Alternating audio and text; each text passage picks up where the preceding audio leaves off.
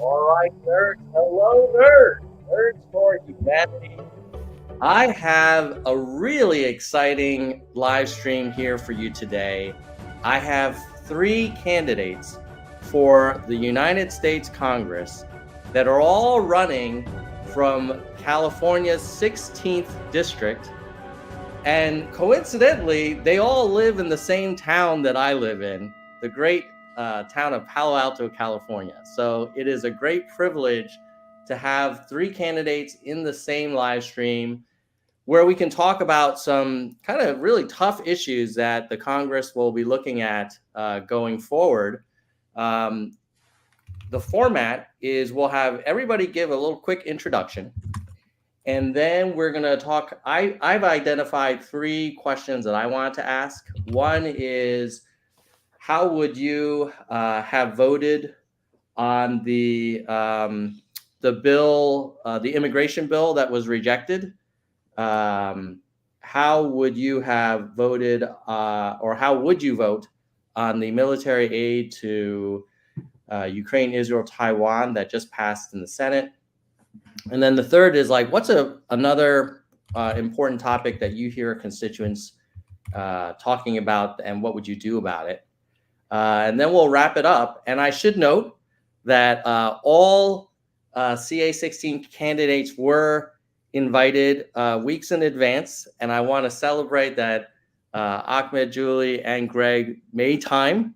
I know they all have busy schedules, and it's not a no-brainer to say like, well, I'm going to come on a live stream. I'm going to have other candidates. Like, you're going to ask me all these questions. So appreciate your willingness to put yourself out there. And why don't we start with introductions, and we'll kind of go clockwise. We'll go Ahmed, Greg, and Julie. Ahmed, why don't you introduce yourself?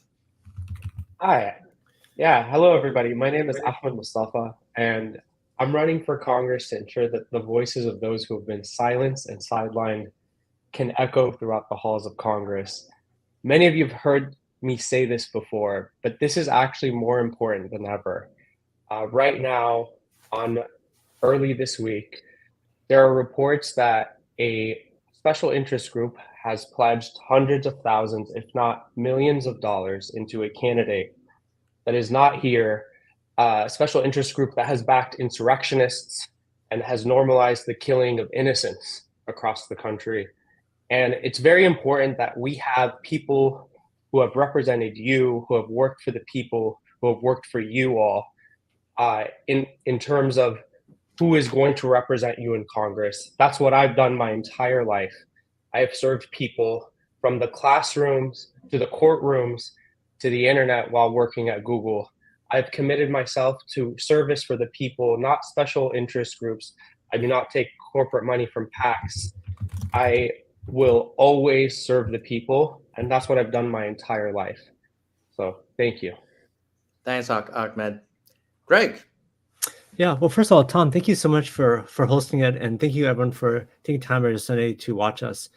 So I serve on the Palo Alto City Council. I've been serving for a while. I'm on my 8th year now. I'm a serial entrepreneur. I'm originally from Southern California. I went to Caltech and then UC Berkeley, studied electrical engineering and computer science. So I love the name Nerds for Humanity, because if I were to come up with a model, that might be a model for me. I definitely position myself as a bit of a nerd. So I'm very, very data driven. I tend to be incredibly independent, and I'll look at the data and vote that way. And if you look at Silicon Valley, the districts, what our district represents, it's basically startups, entrepreneurs, technology, and I've been that my whole career. But I've also had my foot as a policymaker, as a elected official for many years now. And so I kind of see both sides. I see the Silicon Valley spirit of all this kind of entrepreneurship and, AI and tech, all this kind of amazing stuff. But I also see kind of the policy side, the regulations, the things that government tries to do to make things better. And so I'm a little bit unique, and I think I'm the only candidate right now running that actually has a foot in both sides, aside on kind of the crux of Silicon Valley, which is really entrepreneurship and tech startups and technology. And as a engineer, as a nerd, I really have a very, very deep understanding of technology, especially the ones that are coming up like AI, autonomous driving, um, you know, things about what makes it easy or hard to do startups like R&D amortization. So right now, for instance, Trump changed the law so that basically startups have to kind of amortize their capital expenditures over many years, which makes it very, very tough for startups. And so I have a deep understanding of both what it takes to kind of do a startup and be successful, as well as how do we make the government helpful in this regards? How do we enable the government um, to basically uh, ensure this kind of innovation that we have in Silicon Valley continues? Because the truth is that a lot of the policies that we have made it tougher, and so I think in order for our country to remain number one, I think it's really important that we invest in R&D, that we invest in education, that we make it easier for people to do startups. Because when people do startups, it's pretty much they're taking tremendous risk, right? They're getting paid way less than they could working for some big company, and the hope is that they will make something big. And very few make it. There's a few that do, and those become the base of this country, right? So if you look at the S&P 500, a lot of Hey, the Greg, oh yeah. we're going to try and get to a lot of Oh, okay, topics. sorry. Okay. So if you could wrap it up, that'd Okay, be no great. problem. But anyways, so yeah, so the reason why I'm running is because I think right now Silicon Valley needs someone that actually understands the policy side and has experience with that as well as the tech side. So that's why I'm running. But thank you, Tom. Thanks, Greg. Julie. Well, Greg and I are colleagues on the Palo Alto City Council, and I can definitely verify that Greg's a certified nerd. And I love that about him. And I love this podcast conceptually. I absolutely agree. Nerds for Humanity is a great way to describe what we're about here in the district, CD16. So I'm Julie Lithcott-Hames. I'm running with these guys and 8 more for a chance to serve our district in Congress. This has turned out to be the most expensive congressional race in California, and we should not be proud of that. We do have a number of competitors who are raising money from corporate PACs or self-funding with hundreds of thousands, if not more. And it just really speaks to the issues I care about fundamentally, which are equity and access for all. So I'm sort of the person, I'm the type of person who has rooted for humans all my life, tried to use my life, my way of being, my effort, my time to help others lead better lives. And so I'm not a career politician. I've been a lawyer here in Silicon Valley at a corporate firm. I've been a Stanford dean rooting for students to really figure themselves out and make it. I've served on nonprofit boards. I'm a writer of nonfiction, all dedicated to helping humans thrive. I'm on the city council because I care deeply about the desperate, urgent need for housing, which I really see as the social justice issue in our region, the lack of housing. And I'm mentioning that I'm not a career politician because frankly, when I look at the people who've been serving this region forever, what I want to say eye to eye is, why did you not build more housing? It is the root of what is wrong.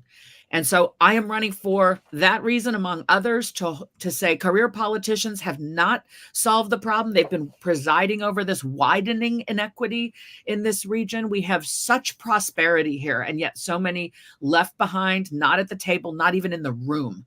And I don't think that's okay. So I'm running on a social justice message. I'm the only woman in the race. I think reproductive freedom is a strong concern, obviously, for women in particular. And so that's what I'm about, helping humans thrive and figuring out how government can do a better job of it. Thanks for the introduction, Julie, and Ahmed and Greg. Let's get into the first kind of meaty question. There was a bill that was bipartisan in the Senate around border security. And President Biden was willing to sign it. And ultimately, President Trump and I guess other Republicans elected not to proceed with it for different reasons. I'm curious, if you were in Congress and that bill did arrive for your consideration, what would you have done? Would you have supported it? Would you have voted against it, and why? And we'll start with, we'll go in the same order. Ahmed, you can go first, and then Greg and Julie. Yeah, as Democrats, sometimes I feel we have a short-term memory. It wasn't too long ago where we were really upset and up in arms about children in cages, and we should still be upset and still be up in arms about the prospect of that when it comes to immigration. We cannot separate children coming across the border from their families, and our vision for the border should be humanitarian first. And so how I would solve this problem is with a humanitarian lens. We must look at it through a humanitarian lens. We must pass the DREAM Act. And within that, we must codify DAPA, which is taking care of the parents of dreamers, of immigrants, such that our communities can thrive. Our communities don't have to be in hiding. As a public defender, working with the public defender's office, we've seen so many cases where witnesses are essential but afraid to testify because they're afraid of their name being on court records from authority and from services. I've seen stories and heard stories of people afraid to make medical decisions in the hospital because they're afraid of being compliant with authority. And so this is the best thing for our society, not just from a humanitarian lens, but also from an economic lens to ensure people's rights are preserved. That, like, when we pass, for example, requirements in OSHA, that those requirements are respected, that minimum wage is respected, because people at the end of the day, they're afraid. And we need to treat people like people. I've said this over and over again in my campaign, but there is nothing that should distinguish me from my colleagues and friends who I grew up with and my whole entire life, people who I was with in kindergarten who happen to be undocumented. And so our approach to immigration should be humanitarian first. And so we must also change our asylum laws. And we talked about it last time in the show. Some of the worst stories I've ever heard are with regard to asylum and people being sent back to the places where they were receiving torture, like literal torture. And so I believe that our solving the immigration issue should be looked upon with a humanitarian lens. And that's why I wouldn't support that border bill, which gutted asylum in many cases. Thanks, Ahmed. Greg, what's your take on this? Yeah, I really think that our current immigration system is very messed up. So my wife is from Hong Kong, and I'm not sure if you guys have been to Hong Kong, but they have a very incredibly vibrant economy and a very permissive work visa. So pretty much anyone that wants to work in Hong Kong and there's a job that needs to be filled could get a visa. There's no, $10,000 for H-1B. There's no this craziness that makes it incredibly hard. I mean, we're a nation of immigrants, right? My great grandfather came to California like 1880, right? I mean, we're all immigrants, and so we should make it like way easier to come here. So we should have a incredibly permissive. I like the Hong Kong style work visa. So like in Hong Kong, if you need someone to help take care of kids, it's very easy. You could get even families that are not very well off can afford a Filipino maid, right? It's very, very common in Hong Kong. And, I think, for people to leave their country to come here, those are some of the most hardworking, ambitious people, right? And we want those people in our country. So that's the first thing we got to fix, is that we got to we should make the work visa just quasi automatic. You go to the website, fill it out, and boom, you're done, right? None of this rigmarole that we do right now, right? I've hired some amazing people from Stanford, from Berkeley, who got PhDs. These are some of the best universities in the world, and despite paying tens of thousands of dollars to immigration lawyers, these guys couldn't stay. They had to go back, right? So what country educates talented, hardworking people, then sends them back, right? We should do just the opposite. In fact, if people come here for advanced degree, we should almost have them stay here. You can't go back until you kind of work it off, right? I almost feel it's totally backwards. Or the same thing for people like, on the farms and all the other services that need to get filled, right? We need people to do those kind of work, and yet we make it tough, right? We pretend that those people aren't needed, and we put it like we have all these obstacles for them to come here legally. So that's what we need to do. Is we need to change this immigration issue that we have, where we're a nation of immigrants and we act as if, it's like we're like the have and have-nots, right? It doesn't make sense. We need these people, and so we need to change that. That's the first thing. With that said, I do believe that we should enforce the law. So if we have a law, we should either enforce it or get rid of the law. So I think in terms of and I see some states like Texas, they ship people like from Texas to New York or stuff like that. I mean, that's kind of craziness, right? So we should actually have enforcement. We should make sure that the laws are enforced, but we should make it super easy to come in here, right? It shouldn't be like there could be organized fashion where people come here, they're documented, they get a work visa, they can work for her for as long as they have a job here. We should make it super easy. One thing I didn't like about the bill was not just this bill, but a lot of bills in Congress it's kind of like the kitchen sink, right? They throw everything in there and they tie everything together. And I think that's not to the best interest of the country. I think what we should be doing is we should be evaluating, okay, do we want to spend on Ukraine or not? Do we want to enforce the border law, the border or not? Do we want to do this or that? Each one of them should be separate, and we should decide.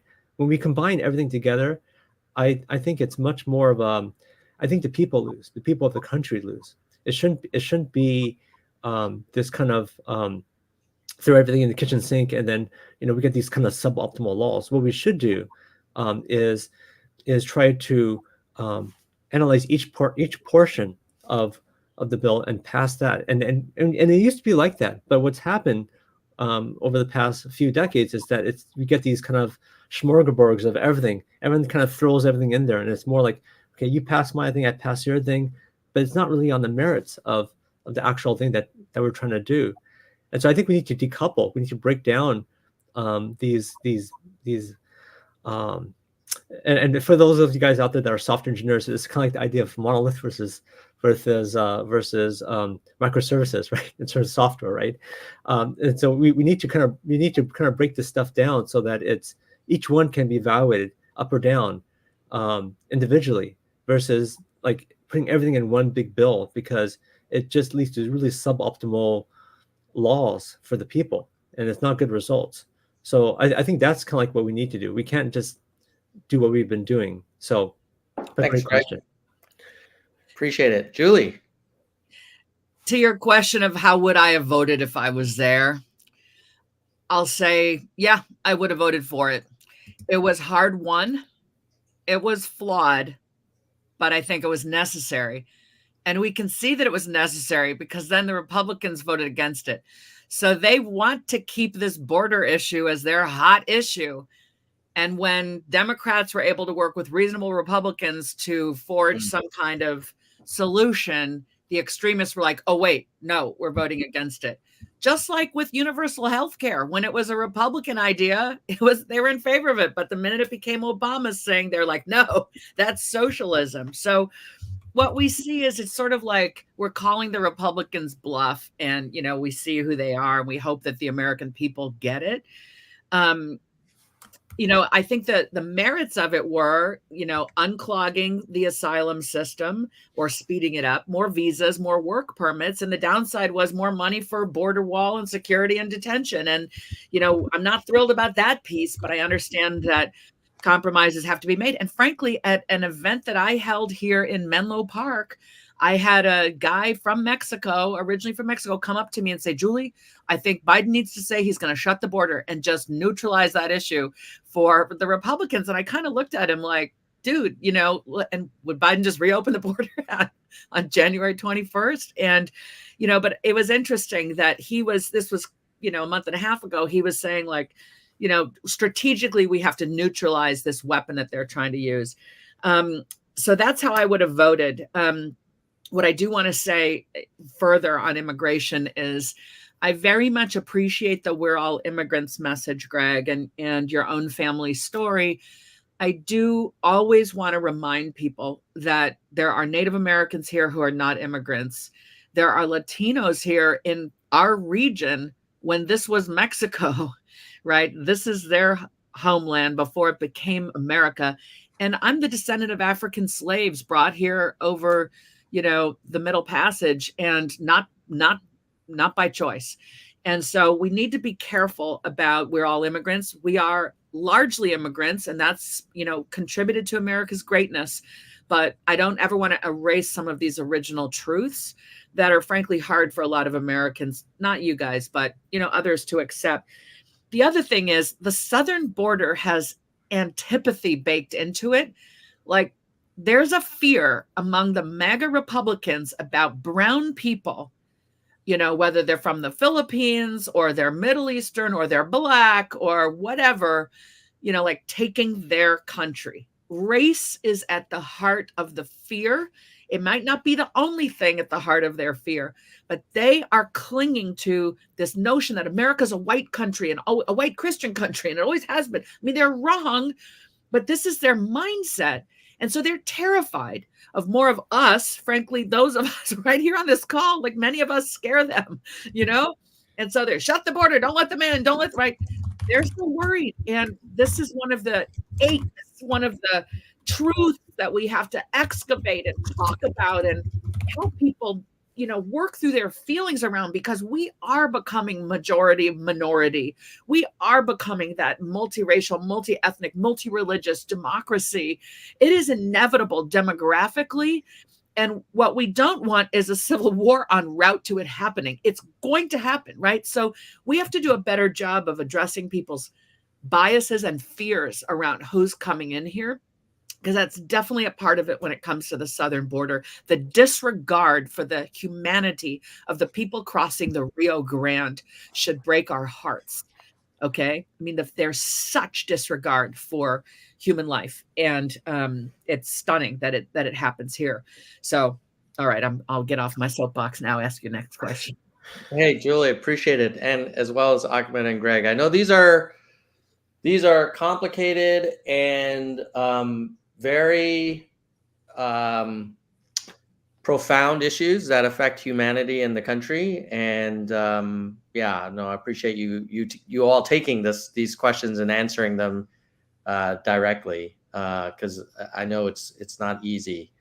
So in the spirit of more kind of tough topics, there is a bill that was passed by the Senate allocating about $95 billion in aid to Ukraine, Israel, and Taiwan. I think it will be considered by the House. Not sure if it will come up for a vote. Depends, I guess, on the speaker.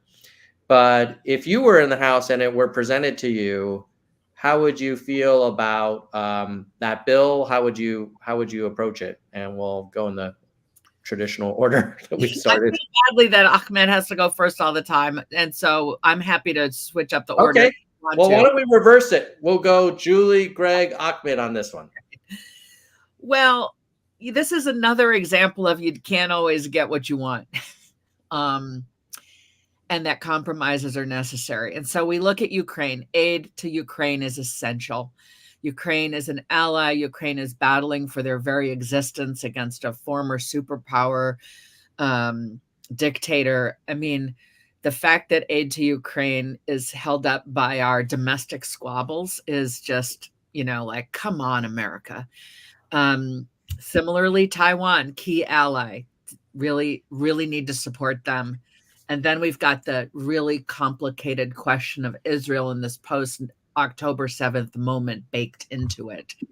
And so, without having the details of the bill in front of me, like where is the aid specifically going, my hope is that, yes, I would vote for that. And then my expectation is that we are tying our aid to Israel to, it's got to be used in compliance with humanitarian international U.S. law, as is all aid that comes from the U.S. And more of it needs to be steered toward the humanitarian rebuilding rather than weaponry. Like we've got, as Israel's closest ally. We've got to not only use these dollars, but use our diplomacy. Israel needs us to stand by them.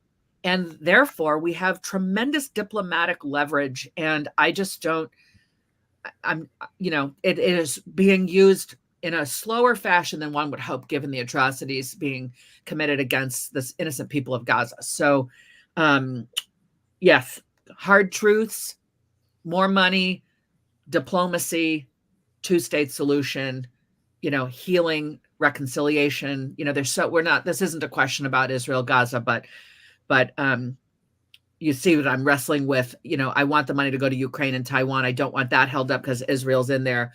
We do have an understanding with Israel. I will keep that money going and really ramp up the diplomatic insistence. This is the most right-wing government Israel has apparently ever had. That's what I read, at least. And, just listening this morning to like settler violence being, on the rise in the West Bank, it's just, it's atrocious. It is atrocious. And so, all right, I'm done. Thank you, Julie. Greg. Yeah, like I said, I think we should take these individually. I really hate these smorgasbord bill where everything's piled out all in one, because I think it's not good for the country. It's not good for the world, not good for the country. And so, anyways, enough of that. But let me address each one of these individually. So, Ukraine, I also think we want to support Ukraine. I I'd love for Ukraine to remain independent, to get all its territory back. I think the Russian aggression is not good. But I think we have to go back in history and look about why did Russia suddenly invade Ukraine? And I think part of it also is, and I don't know if you guys know this, but way back when Bill Clinton was president, Russia actually asked Bill Clinton to join NATO. I don't know if you guys know that, but it was kind of interesting. So they asked to join NATO, and Bill Clinton actually told him yes. And then they were going to talk about it during dinner, and then the next day or whatever, a few hours later, he said no. My people said no, you can't. And so I think Russia, I think that, and if I think back to like the Bill Clinton days, had Russia been able to join NATO, where it became more of a economic alliance versus a military thing against Russia, I wonder how Russia, if the democracy in Russia could have been more supported. And what's happened is that NATO was originally set up to be a offense against the Warsaw Pact, and which was the USSR, bloc countries, all that kind of stuff. And what's happened is that NATO has slowly kind of expanded all the way up to the doorstep of Russia, and not to say that Russia was okay in invading Ukraine, absolutely not, but Ukraine was seeking admittance to NATO, and so if you flip it from the other perspective of, well, what would you do when the alliance against you is advancing to your doorstep? What would you do? I can understand a bit of the motivation. Doesn't make it right. But I think the war in Ukraine can be solved. I think if we say, look, NATO would, Ukraine would never join NATO, and would remain a neutral country. They speak Russian in Ukraine too, right? So, there's a lot of, there's families that actually have people in both countries actually, and basically, I think we could de-escalate this. I hear rumors about Putin wanting to try to, they're not winning, right? Ukraine's not winning. It's a costly, devastating stalemate to both countries, and so I think we need to kind of act towards how to de-escalate this. I would love to see. I had the Lexington Russia Turka mutual fund. It went to zero basically. My only mutual fund that went to zero. But I would love to see Russia become a democracy, much more of a democracy, much more of a capitalist society, where they're trading partners with us. Because Russia still has a ton of nuclear weapons, and we don't want World War III, right? Because that could be if this war gets to be, if Russia's pushed to the corner, I wonder, would they start using nuclear weapons? I do wonder about that. So, anyways, that's my thoughts behind Ukraine. In terms of Israel, Israel is a key ally of the United States, right, in that area, maybe the only real ally. One of the reasons why I jumped into the race here was I didn't see anyone running on an anti-Semitic platform in terms of there's a lot of anti-Semitism going on here in the United States. Certainly in Israel, you saw the people that got killed on October 7th. So that's definitely not good, right? We shouldn't tolerate that anywhere in the world. And I think if you think about this, it's an issue that's been going on since Israel got formed, right? There were people there. What do you do with the Palestinians? Like, do they not need sovereignty? Do they not need a way for them to have the same kind of liberties and prosperity that everyone else does? And so I think we got to look at first principles here. We got to think about, like, why is this happening? It's happening because from the Israel point of view, there's no safety, right? They get rockets lobbed in. There's bombs going off all the time. Not a good situation, right? It's hard. I mean, they're going to do everything they want to protect their country, right? You can imagine. And then from the Palestinian side, people in Gaza, like, what a life, right? I mean, that is not good, right? It's a terrible situation right now. I really believe what we need to do is we need to go to a two-state solution where Israel is guaranteed safety, and the Palestinians have self-determination, right? And it can't be Hamas. It's got to be a country that doesn't siphon off billions of dollars and funnels it to build tunnels and bombs and stuff like that. It's got to be one that actually builds up Gaza so that people there. Greg, could you try and summarize? Okay. And then let me finish the last one. China. Okay, Taiwan. So I think Taiwan is an incredibly key ally, but it's also economically they provide a lot of our semiconductors. So I think we need to reverse the course that we have with China. We need to become stronger trading partners. We need to support Taiwan, and we need to bring semiconductors back onshore to the United States. So sorry to make it so long-winded, but thank you, Tom. All good. Yeah, and then would you have voted for it or not, the bill as it was discussed? I think it's more good than bad, so I probably would have voted for it. But I don't like how it's all bundled together. I think it's just not my style. I like to take things individually. I think it's just not to the interest of this country when they bundle everything together. It just leads to suboptimal solutions. Thanks, Greg. Ahmed. Yeah, so I'll tell you, I support aid to Ukraine. I support aid to protect Taiwan. But what I don't support is spending more money on wars and never-ending wars. This bill contains about $5.2 billion in aid to Israeli defense and to weapons. And right now in Gaza, we have seen over 30,000 estimates show, at least, civilians killed, about 12,000 of which are children. And then within those numbers, overwhelmingly over half are women and children. And so within that bill, there's also an additional $2.5 billion in U.S. military operations in the region, which is around Gaza. We should invest that money in our people, in problems that we're seeing here in the United States.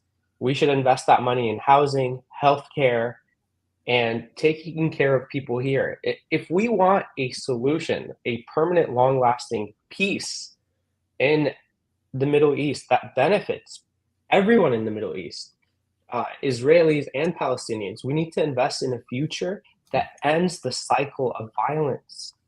And that's the thing, like right now, Palestinian children and some Israeli children are forced to live in a situation where they are trying to navigate their lives, without their mother, trying to navigate their lives without a father or their siblings. We need to give people something to look forward to. I heard a statistic from, I think, the Jordanian government that I think they stated that 80% of Hamas fighters were orphans. And so we must end the cycle of violence. This is something that we should invest in. And if we invest in sovereignty for Palestinians, in self-determination for Palestinians, that means creating trade, that means airports, that means solutions to give people something to look forward to. I'm about investing in peace. I'm about investing in security. And that's what we should do. I think that sends the wrong message to Netanyahu that we are like going to continue to fund his war. It sends the like we can say things, but our actions speak louder than words. And $7 billion is a strong action. And so let's take those $7 billion and invest in homes and invest in the housing supply here in the Bay Area. Let's take those $7 billion and ensure that we don't have an unhoused community, that we have healthcare for all. Healthcare for all, by the way, Medicare for all is cheaper than the current system, just for the record. But if we invest in people, we will see long-lasting security. And we know this because these are also the lessons of World War II. Our biggest allies are Japan and Germany. We invested in West Germany. We invested in Japan, in infrastructure, in jobs. And we see the return on investment. But let's also invest in our own communities here. Let's invest in peace and let's invest in our own communities. Let's end the cycle of violence. Can I ask a question? Go for it, Julie. Well, I appreciate the perspectives that have been shared and respect both of these guys a lot. And I find myself saying, yes, Ahmed. And the reality is, in a divided Congress, this is the bill that's in front of us for Ukraine and Taiwan. To get Ukraine and Taiwan what we want, we've also got to add Israel. And so what I think I'm hearing you say is I would have voted against that. But I want to ask you then, how do we then get the Israel, like if we keep, like we compromise, to compromise means sometimes to compromise our principles, and that doesn't feel very good. At the same time, we're leaving two allies in the lurch if we don't loosen up these dollars. So I'm actually genuinely interested in, right. So then what? Okay, I'll tell you, Julie, like we represent what the people want. Majority of Republicans and a majority of Democrats support a ceasefire. Yeah. Why are we sending that message to Netanyahu? That's my thing is like, why, what if the people want something, then why is Congress saying something else? And that's the question we must ask. And I think that's also what I brought up earlier today is like, there are interest groups at play that are not representing what the people want. And Julie, me and you agree on this. Like we agree that the people want housing. We agree that the people want healthcare, but we don't want war. Right. And so, yeah, the worst poll that I saw about Republicans is that 49% of Republicans support a ceasefire, which indicated a plurality. And so my standpoint is we shouldn't negotiate on behalf of the special interest groups. We should negotiate on behalf of Americans and what Americans want. And like our line, we shouldn't, you know, we're aligned on this, Julie, I think. Like, no, I know. We shouldn't be like negotiating because that's what Congress is doing. Yeah. Congress is. And so. Yeah. Thank you. Thanks for the you know, just the additional thinking on that. I appreciate it.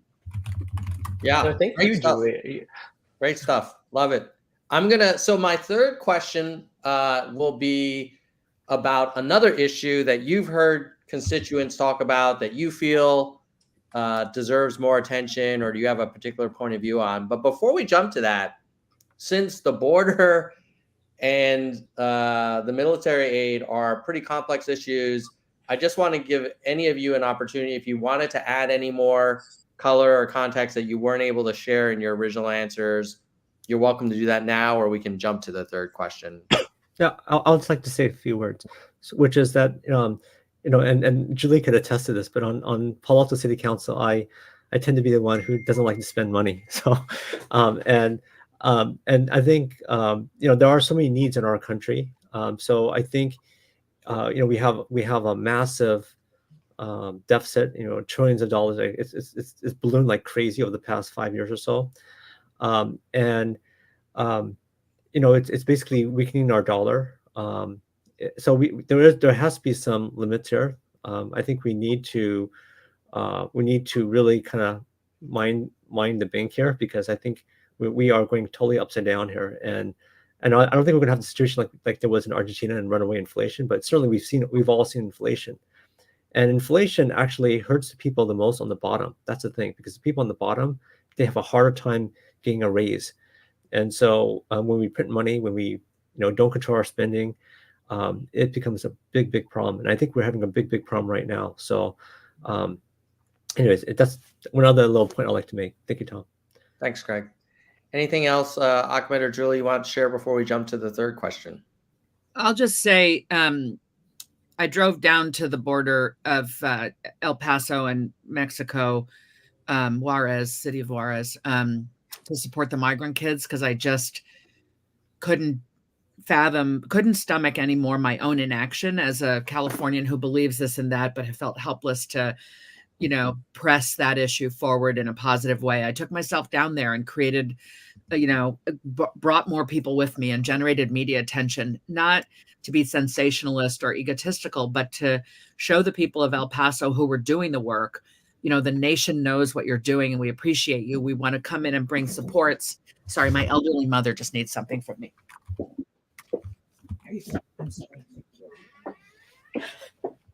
Sorry, she's locked out of her place. She can't find her keys, and that can happen with an elderly person. Anyway, so I just say that to say I'm the sort of person who stands on street corners. I'm the sort of person who makes homemade signs. I'm the sort of person who believes in the power of the individual voice. And, when we can activate that kind of activism in ourselves, it gives us a sense of at least I'm doing something. And, it's hard to be a career politician and stand on street corners, some do. And I will be that person no matter what role I have in elected office. But I just want to say I've been down there and, yeah, that's the kind of leader I am. Thanks, Julie.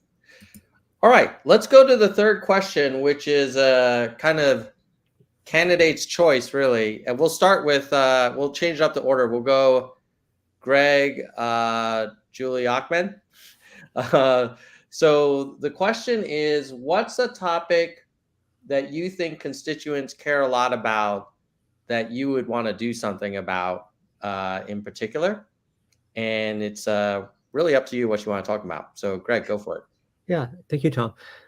So, we're representing Silicon Valley. And so Silicon Valley, as the name implies, really represents technology. And, one thing I like about technology is that it can actually grow the economic pie. So often, especially in politics, it's very much a zero-sum game. We're going to take from one group and give to another, right? So it's very divisive, not very fun because of that. But anyone that's in technology, or any entrepreneur could tell you, the amazing thing is that you could actually grow the pie. You could go from zero to something, right? As an entrepreneur does. And so I think a lot of the issues we have in our world, we can actually solve by using technology, by advancing what's available. So like I take, for instance, autonomous driving. We have Waymo, which is Google's self-driving division here in Mountain View, Silicon Valley, our district. And we should make it way easier. So even right now, if you look at the rate that people die through autonomous driving versus the rate that people die through driving regularly, it is already way better than humans, right? So by not allowing this technology, the regulations around this, which makes it very tough, like cruise, one person got, I think, seriously injured or killed in San Francisco, and now it's totally banned, right? But by banning these kind of technologies, because humans make more errors than autonomous driving at this point, basically you're making a lot more people die. In fact, I think men under 25 or 30, I forgot the exact number, is the number one cause of death. It's terrible. And so we need to help promote these kind of technologies.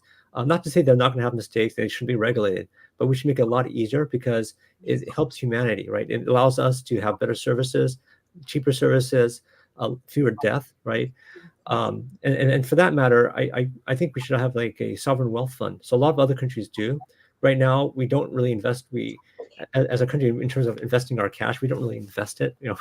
We kind of we really could use. You could basically act as like a limited partner into deep tech technologies, like for venture funds to actually promote better green technologies, or better promoting fusion, or promoting AI.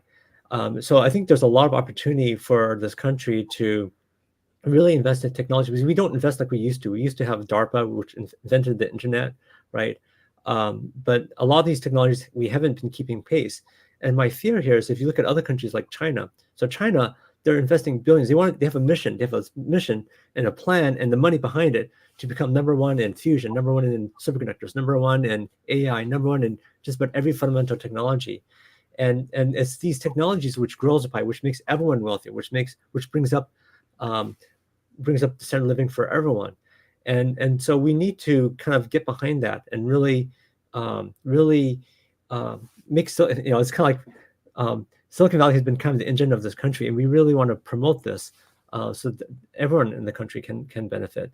And for that matter, AI policy. I know there's a lot of what they call AI doomers out there, but in general, I mean, just because someone's smarter than you doesn't mean they're evil, and just because there's smart people in the world doesn't mean that it's gonna be the end of the world. And I think the same thing with AI technology. So there's gonna be agents that are gonna be smarter than us in some ways, but in general, it's a tool. And not to say there's bad uses of this. If there's a bad use, like just like a knife, if a knife is used to kill someone, okay, we should not allow that. But likewise, the knife could be used to cut bread, to cut an apple, right? And so we need to promote the development of the technology, because it's not like Russia or China is going to slow down from developing these kind of technologies just because we want to slow it down. And so, my kind of general theme and my nerdiness and wonkiness here is that I think it doesn't need to be a zero-sum game, like it's so much positioned in the media, where it's got to be one group loses for another group to win. We can use technology to make the whole pie bigger so that everyone wins. And these are just some of the things that I'm thinking about. And we have a lot of other things. So welcome to go to my website, gregtanaka.org, and see, I have 40 policies on there. So if you really want to know what I think, go there and read it and let me know and give me feedback. But really appreciate the opportunity, Tom, and thank you so much. Thanks, Greg. Julie. Well, the thing that I hear a lot about is reproductive freedom. I think it's sort of an obvious point given what's happening, like in Alabama just this week with declaring embryos, children. People are scared. Women are scared. People of reproductive age are scared. And it's a no-brainer, so I'm not going to spend a lot of time on that. It's serious. I'm not dismissing it. But what I want to say is,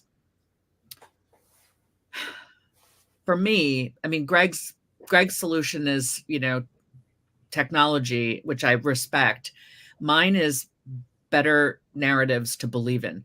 We have to pivot an entire planet away from fossil fuels, and people can't be bullied into it. They can't be scared into it. They can't be shamed. We need to create a better narrative about what people need to get on board with, about why we're all going to pull together for the sake of our children and their children to save this planet. And the narrow answer to that is the 15-minute walkable city. This is something I read about constantly. Strong Towns promotes it. Other cities in the world are doing this. People need to live more densely packed. So we have to go up. We have to go greater density, 15-minute walkable, bikeable to good quality transit that gets them to the next region. But meanwhile, shops and retail and restaurants and schools and amenities and jobs, within that city. That is the way forward. It's good for the planet. It's good for us in terms of our connection. It combats the loneliness we're all dealing with. We have to radically rethink how we live in order to live. And I think that's the type of vision. I mean, and I'm not articulating it in a very visionary way right now, but I can. But that's the type of vision that is missing in the career politicians who have led this region. It's like they're solving this problem or trying to solve this problem or that. You got to give the people something bigger to believe in. That's when they'll come on board with their own behaviors. They'll be willing to spend their dollars on the bond, on the, sacrifice, whatever it is. And, that's the type of leader I aim to be. Like, let us together co-create a future that we want to build and we can believe in. That's why I'm here running for this seat. Thank you. Thanks, Julie. Ahmed. Yeah, I believe the people of the Bay Area have two main concerns. And the first concern is living. Literally just being able to afford to live here in the very neighborhoods that they grew up in. People are commuting like hour upon hour to work, especially our most vulnerable communities. People are struggling to afford their rents, to buy homes, and we see what's happening with our unhoused communities.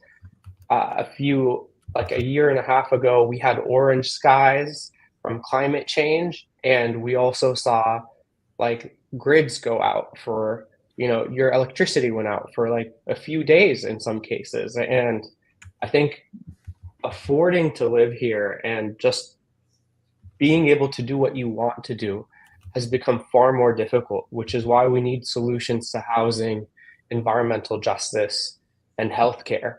And these are not concerns that people should have to worry about, on a year to year basis, especially if they're working, in middle class jobs. But we shouldn't forget about those communities that are the most vulnerable as well, and what they're facing and what they're doing. So we need solutions to that. And we have adequate solutions that are very reasonable, that are affordable, and we need politicians who can prioritize that. I would say the other thing that we're concerned about is being the tech hub. We are very aware of the new technologies that are arising. And so with AI, we need politicians who are tech literate, who can solve these issues and promote the good that can come out of it. I've worked for Google in the last 5 years, and I have an understanding of how to mitigate these challenges without gatekeeping these amazing technologies to the bigger companies. We need to promote this within our smaller companies while promoting guardrails to be in place, like digital fingerprinting, creating a national hash database, such that like that the person calling you on the phone is indeed your relative, or the president of the United States. Which, like, we saw this a few weeks ago. There was a robocall that was a deep fake that went out, and it was on behalf of Joe Biden. And so you should be entitled to know that the person calling you on the phone is not an AI generated bot, but is in fact your relative or your family member. And we need these solutions to be in place. Like, my campaign is about human dignity. It's about promoting humanity. And that's what I've done my entire life. All right. I have some questions from the audience that we'll try and hit before we go to final closing remarks. Let's see. The first one is from Soldier One, who's a channel member. Thanks for supporting the channel, Soldier One. He says, question for Julie, but I think we'll get answers from all of you about housing. How do we do that in a cost-effective way or without spending a fortune? Well, Soldier One, thanks for watching. First of all, this is a great part of our democracy that we're even doing this, and I think it's great that you checked us out on a Sunday morning. Couple things. Number one, where do the dollars come from? Number two, why does it cost so much? We got to get more dollars from the federal government. The federal government spends 3% of its budget on ending homelessness, which is an atrocity that we don't spend more. And so I'll be pushing for that, more dollars from the Fed for permanent supportive housing, extremely low income housing, Section 8 vouchers, for example. In terms of the cost of it, it is astonishing how much a unit of housing costs in our region. And I'm excited about innovative developers that are figuring out how to build prefab modular homes that can be accomplished much more cheaply. There's a company in Arizona that's trying out something right now in Monterey. It's expected to be done this April. I think there's going to be a lot of attention on, like, how did they do it and what does it cost? It's like half the cost per unit of what let's say we spend these are rough numbers, but we spend like 800,000 per unit here right now. They're doing it for 400,000. Okay. Something like that. It's like magic. Okay. So we need more of that innovative, disruptive thinking about how to build housing more cheaply, basically in less time with fewer people, because there's prefab. And so, yeah, those are some of my thoughts on that. Thank you. Thanks, Julie. Ahmed or Greg, do you guys have any thoughts on the how do you get more housing without spending a fortune? Yeah, I do. Ahmed, do you want to go first, or otherwise? You can go ahead, Okay. and then I'll go after. Okay, no problem. Yeah. So on the Palo Alto City Council, I ran 2 times. I ran on the fact that we need more affordable housing in our area, and kind of the simplest way to actually get more affordable housing actually is smaller units. So if you look at the average family size in the United States, it's been going down, right? Because we have divorced families, we have fewer kids, so there's fewer people per household. At the same time, the amount of square footage per person has been going up. So we have bigger houses. So we have the housing is going like this, right, per square foot, and then our number of people is going down. So one reason it's gotten really expensive is because we just simply have a lot more square footage per person. And so by having smaller units, it makes it a lot more affordable because land is one of the most expensive things that we have. And so you look at, like places like Hong Kong where they have really small units. You have a family of 4 living in like 400, 500 square feet. I think the other thing, I'm getting an echo. Do you guys get echo? You're good. No, maybe something on my side. Okay. I think the other thing is mental health. So when people say homelessness, they think about it as just being a purely economic reason. And there are economic reasons why people are homeless. But part of it also is mental health. So when Ronald Reagan shut down a lot of the mental health institutions, it put a lot of people on the street. And in fact, if you look at the charts, this is where you see the start of like the number of homeless people just started skyrocketing. And so we need to have free mental health facilities that allow people dignity, allow people to live with support, because some people cannot live independently. We also need to make and some people's mental health issues can be solved through medicines, right? And we need to make those medicines really cheap, if not free, for those folks. And so it's basically that's one big chunk of homelessness is mental health. So if we kind of reopen these mental health facilities, this would really help a lot of the homeless people out there right now. And then, one of the main issues of my platform actually is undergrounding Caltrain. So if you underground Caltrain, just in Palo Alto alone, it's 60 acres of land.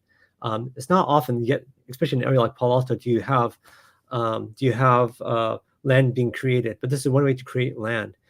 And I try to do it on city council in Palo Alto, but it's pretty expensive. It's like $1 billion per mile. And if you want to underground it from, say, Santa Clara all the way up to San Francisco, that's a lot of money. But if you do it for all those cities, not just for Palo Alto, it suddenly goes from $1 billion per mile down to $500 million to even 250 million per mile. And one of the things that we're trying to do right now is we're trying to do grade separations, like Page Mill and Alma, right? Or actually, that one's already separated. But let's say the Sand Hill Road and El Camino one, or East Meadow. We all know East Meadow and Alma, right? Trying to do grade separations. I mean, each of those grade separations, easily 100 million, more than 100 million, right? So, and you think about that all the way from Santa Clara all the way up to the peninsula, and all those grade separations that have to happen. And we're doing it because we're electrifying. We're trying to make the train service more frequent. But it's crazy expensive to do all these grade separations, and it's incredibly disruptive because you have to stop all the traffic. The amazing thing about tunneling is if you tunnel, you could tunnel while all the traffic still goes, and then at the last moment switch it up. So it's a lot less disruptive. In terms of cost, it's actually not that bad compared to the grade separations. And then if you look at the fact that we could actually monetize the land above, so we could actually do what's called value capture. So just about everywhere else in the world where land is really expensive, like in Palo Alto, the amount of cost per acre of land in Palo Alto is astronomical, right, compared to other places in the world. Just about anywhere else in the world where the land values are that high, mass transit is immediately undergrounded. There's no question. It's no debate. It's just undergrounded. So this is a way to create incredible vast swaths, basically 1,000 acres of land in this peninsula, which is starved for housing. So it could create parkland, it could create affordable housing, it could create retail facilities. So there's so much good that could come from this. And our area is an economic driver for the country. The amount of economic output in our country is just over the top. And yet the amount of investment in our infrastructure is woefully lacking, right? And no one city, no one county effort could do it on its own. And this is why we need federal help. We need to bring the federal dollars, the infrastructure dollars to this area, to underground Caltrain, so that we create this vast swaths of land, create affordable housing, reduce the amount of traffic, reduce the amount of pollution, the amount of noise and safety issues that happen. It was just last week someone got killed on our Caltrain, right? I mean, how many more times does that have to happen, right? So anyways, this is one of, and if you guys want to read more, I have a lot of detail about how this works and how we pay for it on my website. So go to gregtanaka.org and you can read about it in detail about how we'll pay for this, how we'll help, and how we make it happen. Yeah, and just so everybody knows, if you're watching on YouTube live or on replay, I've got links to all three of the candidates' websites in the description. Ahmed, your take on housing, how do you pay for it? Well, I would say housing, number one, is a human right. And so there's a way we can do this that is cost effective. And number one is increasing the housing supply. And there's two manners you could really increase the housing supply. One is public and federal lands. And the second thing is using unoccupied buildings and territories. And so there's plenty of corporate spaces now in the Bay Area right now that we're all familiar with that are not just being used, and that can be converted into housing. The other kind of thing that we cannot forget about is VAWA provisions to protect. VAWA is the Violence Against Women Act, and that protects women who are victims and survivors of domestic abuse. Those provisions are set to expire in 2027. We need to make those provisions permanent. These provisions are essential. I've represented survivors of sexual violence going from women's shelter to women's shelter that are completely dependent on these provisions. And it's really about ending that cycle of violence towards women, but also ensuring that people are protected and have essential housing, even in the intersectional ways. And we can go into some of the stories, but in the interest of time, I won't go into them. And then we must support our unhoused communities directly with healthcare. And I believe healthcare is a human right. And so we need to spend on rehabilitation to ensure that people get better when they're suffering through a mental health crisis, when they're addicted to drugs. Right now, we spend close to, I think, $85,000 to $90,000 per prisoner in California, and we need to ensure that that money is actually better spent on rehabilitation, such that people are not going to prisons and getting worse afterwards. That people are getting the healthcare that they need and deserve. And so we need to really shift our system to be more people-centric because these issues are very intersectional. And so those are three simple ways we can fix it. So it's essentially prioritizing our money, spending it on people, increasing the housing supply, and what's already readily available. Thank you, Ahmed. I've got one more chat question, and then we'll get some closing statements, and then let you all get on with your Sunday. I'm sure you got a busy schedule ahead. The last question is also from another channel member, Vaughn. He apologizes for being late. It's okay, Vaughn's a long live stream. Any candidates advocating for UBI? Julie, you raised your hand. So maybe Vaughn, thank you. I am such a fan of UBI. When I was a dean at Stanford, I had the pleasure of knowing Michael Tubbs, who became the youngest mayor in Stockton's history and introduced a UBI pilot and studied it. I wrote a book to help young adults thrive. It's called Your Turn, How to Be an Adult. And I talk about Michael's UBI program in this book as an example of innovation and ways to make the world better. So look, in Alaska, they give UBI in the form of an oil and gas dividend to their residents. That's a Republican state. They don't call it a handout. They don't call it welfare. They give everybody a little bit of money and they call it, look, you're sharing in the bounty of this state. Well, shoot, UBI is the same thing, just offered by Democrats. So people need a little bit more money in their pocket. It makes all the difference. They say, oh, they're going to spend it on drugs or on booze or no. You know what Stockton showed? They spend it on dental work to improve their teeth so they can feel confident about their smile, their presentation and interview. They spend it on, a suit that they can go take wear to a job interview. They spend it on repairing their car so they can get more reliably to work. It's improving the quality of people's lives, people who are in the lower economic end of the spectrum. So I think it's exciting, and looking constantly for, examples of who's doing it, what the right number is, how to sort of deal with the metrics. But yes, I'm in favor of it, and I will be talking about it more on the campaign trail, assuming I make it beyond March 5th. Greg, any thoughts on UBI? Yeah, I don't know. I was on your podcast like a couple years ago, and I think you probably know, because I think on my YouTube thing says, Forward Party, Andrew Yang, endorsed Ray Tanaka, and so I'm very familiar with the idea of UBI. And let me talk a little bit about the idea behind it, because I think a lot of people may not understand. But let's say, for instance, here in Palo Alto, we have these grants that we give to organizations like Downtown Street Team and stuff like that.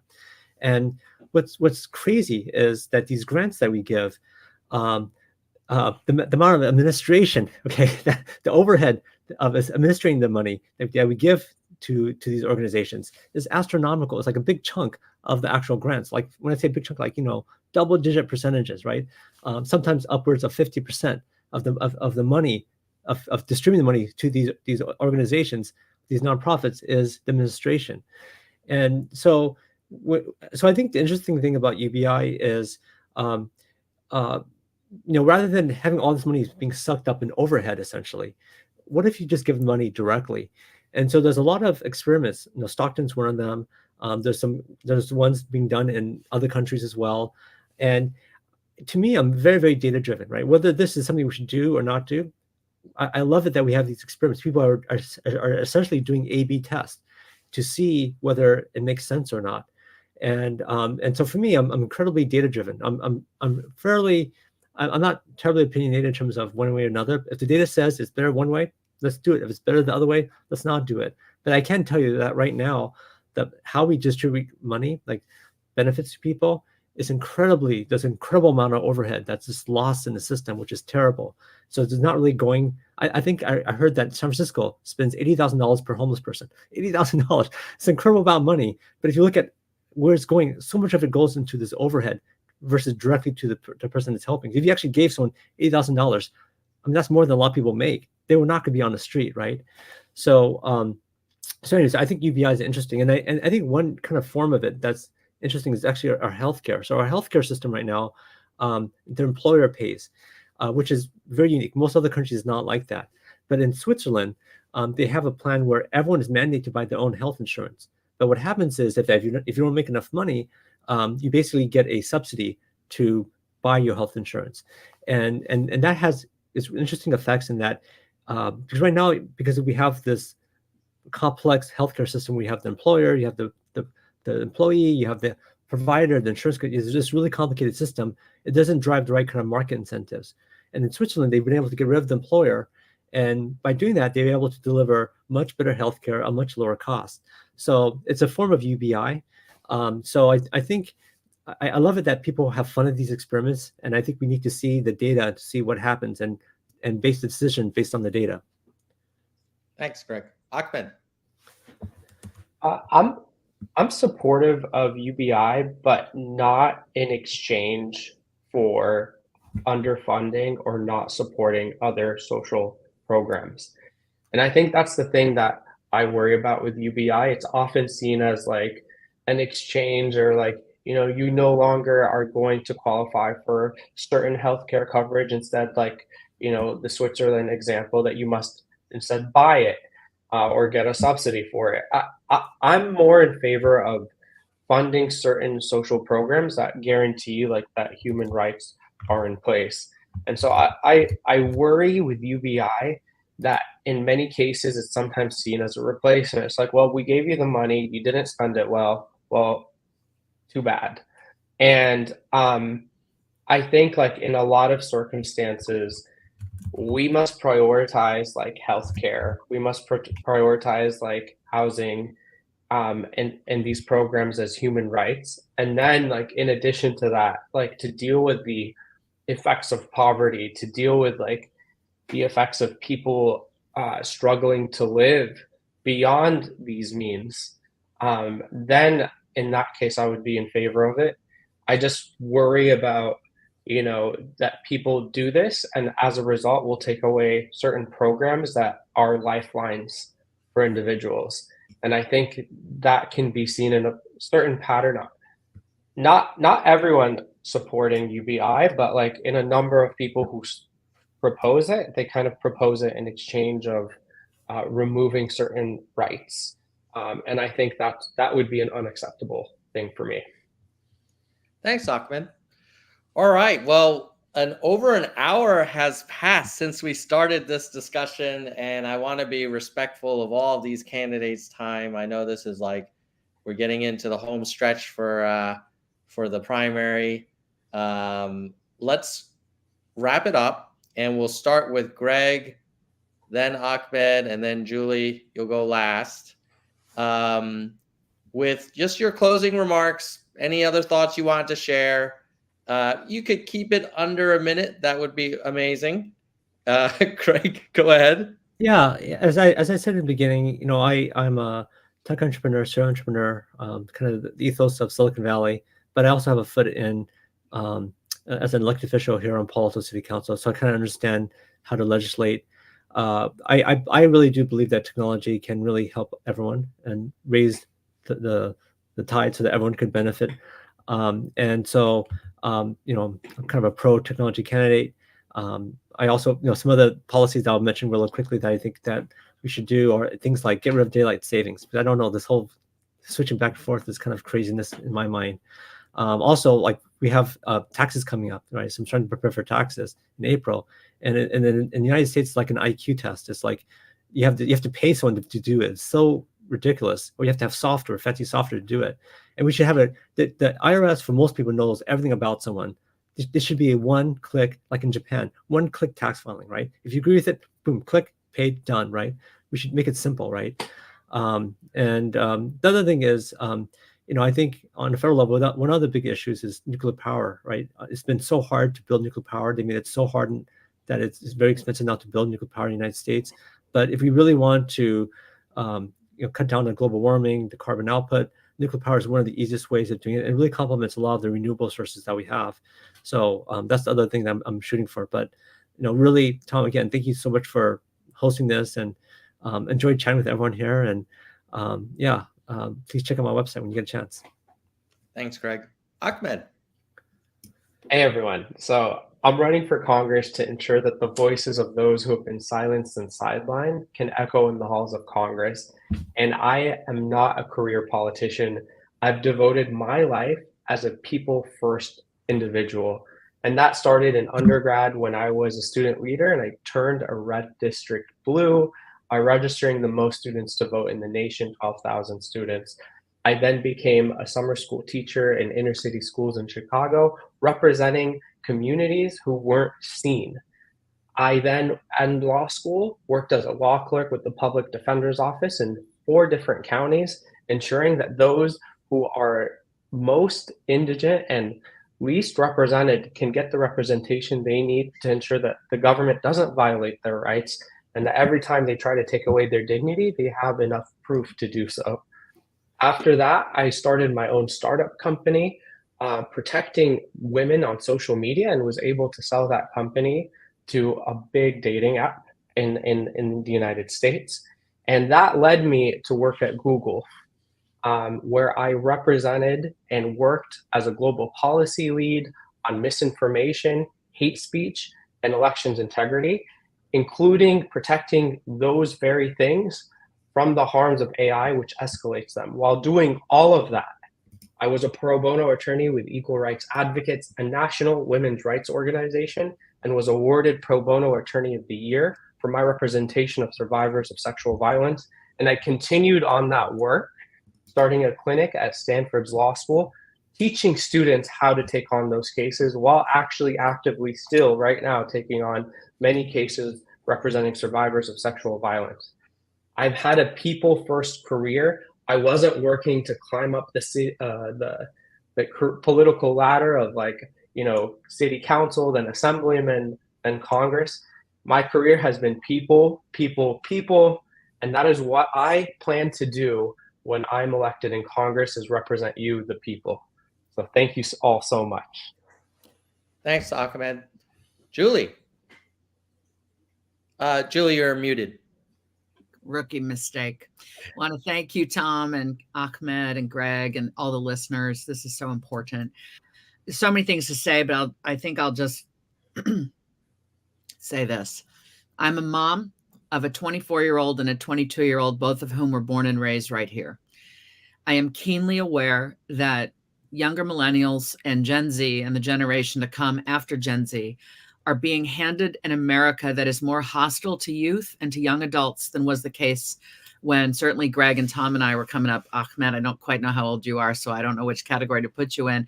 But here's what I mean. My son is employed full-time here in the school district and can't remotely afford rent. So he lives with us. We charge him a third of his income to live with us. And we're going to give that money back to him when he's ready to move out. I mean, we're helping him save for that inevitable. I had to fight his insurance company to cover his medical needs when he had an emergency out of state. And when he came home with retirement paperwork from his employer, which retirement option to choose, he just let it stay on the table, the dining table, for like 2 weeks. And finally, like, Sawyer, you got to fill out your retirement paperwork. He's like, retirement? There's not going to be a society to retire into by the time I'm 65. And this is a smart, educated, thoughtful young man. So I'm in this for our youth.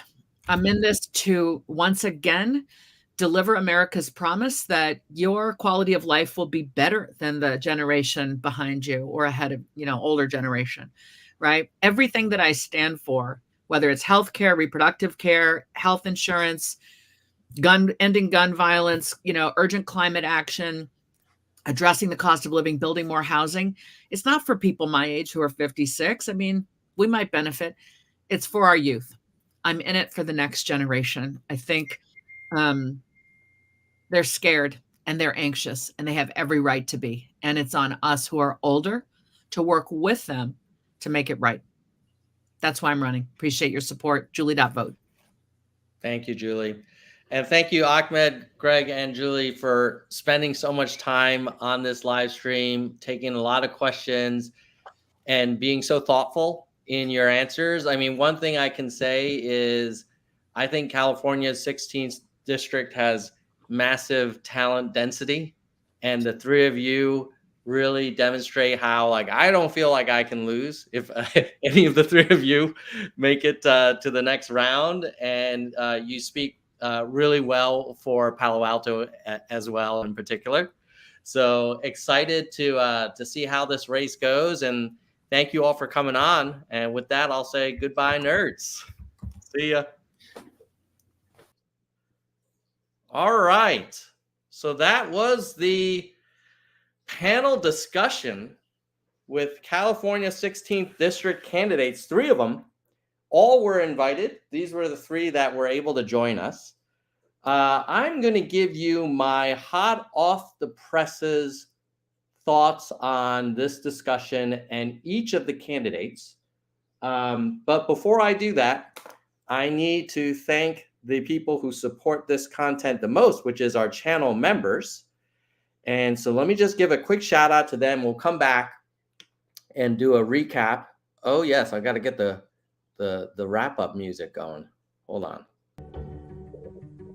All right, there it goes. Okay, so who supports Nerds for Humanity?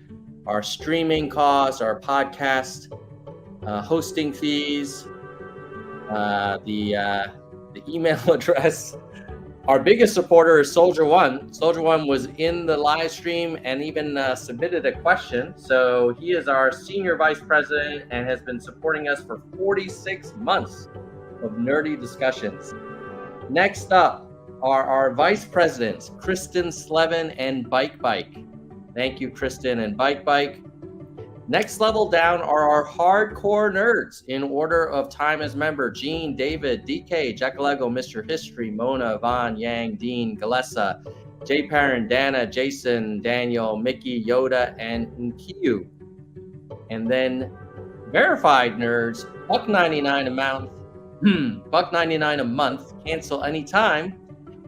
I will scroll through these amazing verified nerds. So thank you to all of you who make in-depth, long-form policy discussions that tend to be more data-driven and logical possible. Now, I promised you who I thought did, how I thought each person did.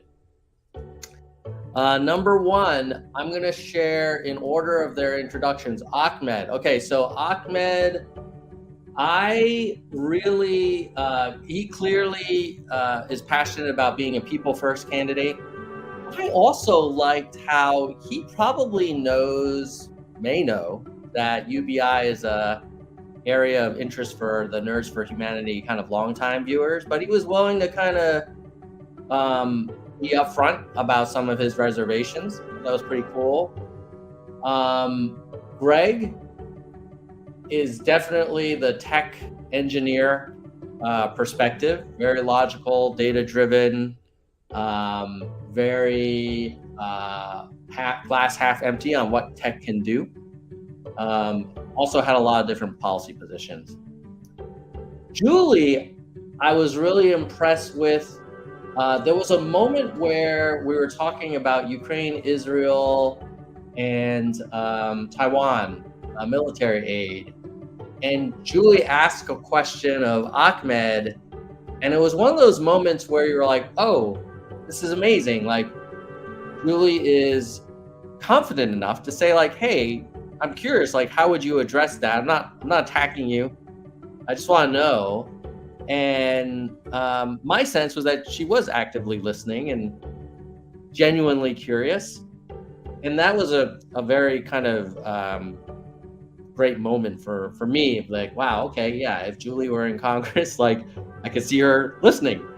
So all three are fantastic. You've got Ahmed, like, very people first, maybe Greg being like, let's embrace all of the future power of tech, as Silicon Valley's district.